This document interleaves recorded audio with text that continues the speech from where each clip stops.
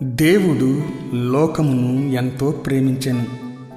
ఆ దేవుని ప్రేమ ముందు ఏది ఎప్పటికీ సాటిరాదు. ఆ దేవుని సృష్టిలో తీయని పదం అమ్మ. అందుకే దేవుడు మనలను తల్లి ప్రేమ కంటే ఎక్కువగా ప్రేమిస్తున్నాడు. ఈ జీవిత యాత్రలో కన్న తల్లి బిడ్డను నవమాసాలు మోసి కని ఎంతో ప్రేమతో పెంచుతుంది.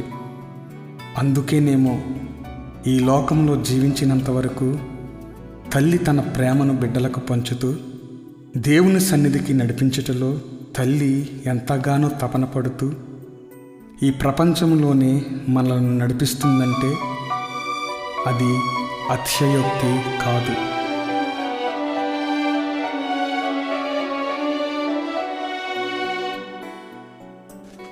సంవత్సరం సరిగ్గా గుర్తులేదు కానీ లక్ష్మణ్ నారాయణ శెట్టి, రత్నం దంపతులు తన కుటుంబము నిమిత్తమై ఒక పాడి పశువును కొన్నారు. ఆ ఆనందము సాగుతున్న మధ్యలో ఆ ఇంటిలో ఒక అపురూపమైన కూతురు పుట్టింది.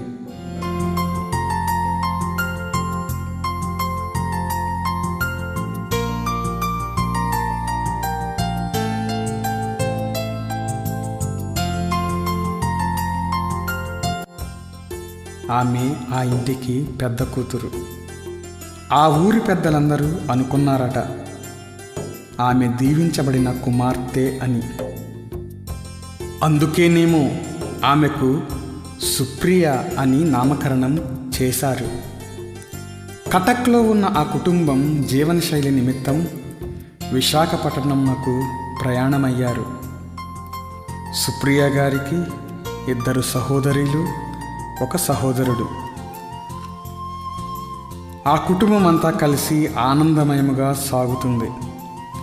ఆమె పుట్టిన వెంటనే ఆమెను పెద్దలందరూ లౌకిక జ్ఞానముతో ఆమెకు అంతా మంచిగా జరుగుతున్నాయి అనుకున్నప్పటికీ లోక జ్ఞానమునకు మించిన దైవ జ్ఞానము ఇచ్చిన ధన్యత మరింత గొప్పది అన్నంతగా జగత్తు పునాది వేయబడక మునిపే ధన్యురాలు అని దైవిక చిత్తంలో నిర్ణయించబడిన సుప్రియ గారి దగ్గరకు సర్వలోకమునకు దేవుడు, సర్వ శరీరులకు దేవుడు అయిన క్రీస్తులో ఉన్న ఆ ఏర్పాటు దైవజనులు డాక్టర్ లూక్ గారి ద్వారా ప్రయాణమై 1974వ సంవత్సరం సుప్రియ గారిని చేరుకొని షారా సుప్రియగా స్థిరపరిచింది.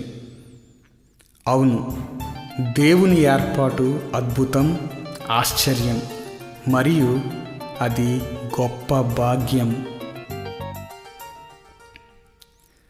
అది 1980వ సంవత్సరం.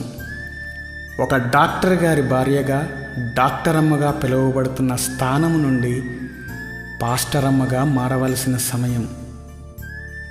ఆ సమయంలో దేవుని సేవకు అంకితం చేసుకున్న దైవజనులు డాక్టర్ లూక్ గారి సేవా జీవిత ప్రారంభమునకు సహాయకురాలిగా, సేవకురాలుగా అడుగులు వేసి నోబుల్ ఉమెన్ మరియు ప్రిన్సెస్గా అర్థమునిచ్చే షారా అనే పేరుకు తగ్గట్టుగా షారా సుప్రియగా నిలిచారు. దేవుని సేవ అంటే నాగటి మీద చెయ్యి వేయడమే. నాగటి మీద చెయ్యి వేసిన తరువాత దున్నుటకు, తుక్కుటకు, సహనము, ఓర్పు, నిరీక్షణ యొక్క పోరాటములో దేవుని సేవకునితో పాటు పోరాడి సేవలో పాత్రురాలుగా నిలిచారు షారా సుప్రియ గారు. ఒకవైపు ఆర్థిక ఒత్తిడి, ఒకవైపు విరోధులు, మరొక వైపు గర్భఫలము ఆలస్యము.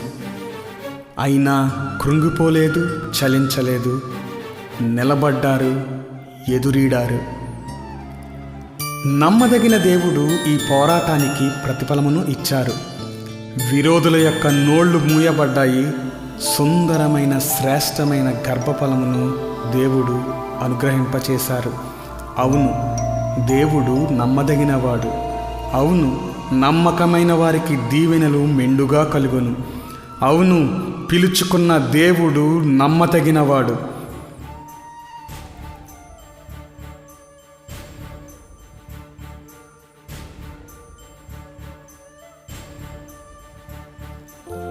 ప్రయాణ సౌకర్యాలు సరిగ్గా లేని ఆ దినాలలో విశాఖ కొండ ప్రాంతాలలో, గ్రామాలలో, కొండలలో, లోయలలో నడిచి సువార్త పరిచారకురాలుగా ఒక దన్నుగా నిలిచారు దైవజనురాలు సారా సుప్రియ గారు. ఇంటింటా సువార్తలో, విశ్వాసులను దర్శించుటలో, ఇబ్బందులలో ఉన్నవారిని ఆదరించుటలో, పరామర్శించుటలో పరుగులెత్తారు.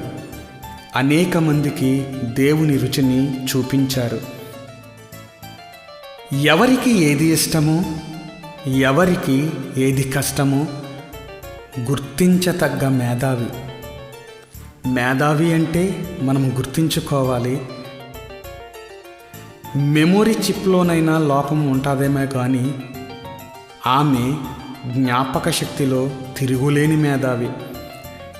ఎవరికి ఏ సమయంలో ఏది అవసరమో, ఎవరికి ఏమి అందించాలో, ఎవరిని ఏ విధముగా ఆదరించాలో వాటిలో నేర్పరి అయిన వివేకవంతురాలు.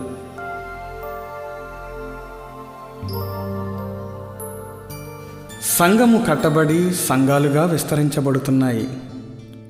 దేవుని సేవకురాలుగా సంఘాలలో మరింత బాధ్యత పెరిగింది. బాధ్యతను నిర్వర్తించుటలో ఆమె సాటి. దేవుని సేవకుడు సేవ ముగించుకొని ఏ అర్ధరాత్రి ఇంటికి చేరుకున్నా ప్రార్థనతో, ఓపికతో కనిపెట్టి సేవకురాలు యొక్క బాధ్యతకు అద్దం పట్టిన దాసురాలు. సంఘ పరిచర్య బాధ్యతలలో కూడా విజయవంతులయ్యారు దేవుని సేవకురాలు.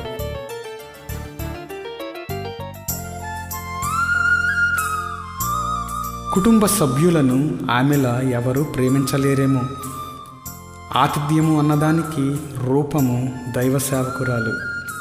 ముత్యము కన్నా అమూల్యమైన సాధనమై పెనిమిటికి ఘనతగా చీకటితోనే లేచి సిద్ధపరిచే తల్లిలా దీనులకు చేయి చాచి తన ఇంటి వారికి చలి తగులకుండా బలమును ఘనతను వస్త్రములుగా ధరించుకొని అది ఏ పరిస్థితి అయినా గుండె నిండా ధైర్యముతో, ముఖము నిండా చిరునవ్వుతో ఎక్కడ ఉంటే అక్కడ ప్రతిభావంతురాలుగా వెలిగారు మా ఆత్మీయ తల్లి సారా సుప్రియ గారు. అనుదినము బైబిల్ పఠనములో బైబిల్ను ఎన్నోసార్లు పూర్తి చేశారు.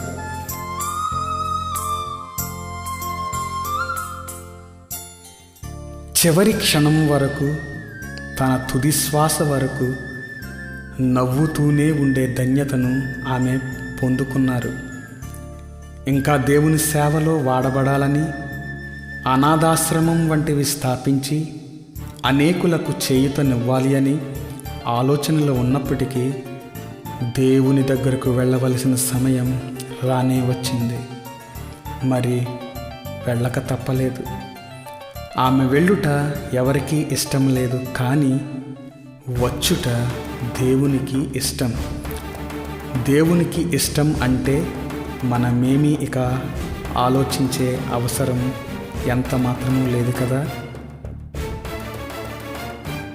సమాధానముతో దేవుని సన్నిధికి చేరుకోగలిగే కృపను పొందుకున్న దైవజనురాలు కోసం దేవుని స్తుతించడం, గణపరచడం మాత్రమే శ్రేయస్కరం. ఒక తత్వవేత్త ఈ విధంగా అన్నాడు: దేవుని ప్రేమ వర్ణించాలి అంటే ఈ సృష్టిలో ఉన్న చెట్లు అన్నీ పెన్సిల్గా మారినా, ఆకాశమంతా ఒక కాగితముగా మారినా సరిపోదు. అటువంటి దేవుని ప్రేమను ఎందరో విశ్వాసులకు అందించిన మరియు దేవుని ప్రేమకు మాదిరిగా నిలిచిన దేవుని సేవకురాలు మా ఆత్మీయ తల్లి సారా సుప్రియ గారు. అందుకే దేవునికి స్తోత్రం, స్తోత్రం, స్తోత్రం.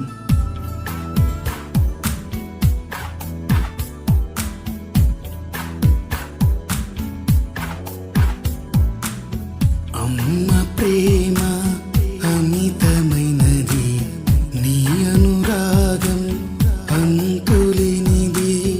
అమ్మ ప్రేమ అమితమైనది, నీ అనురాగం అంతులేనిది. అమ్మ ఓర్పు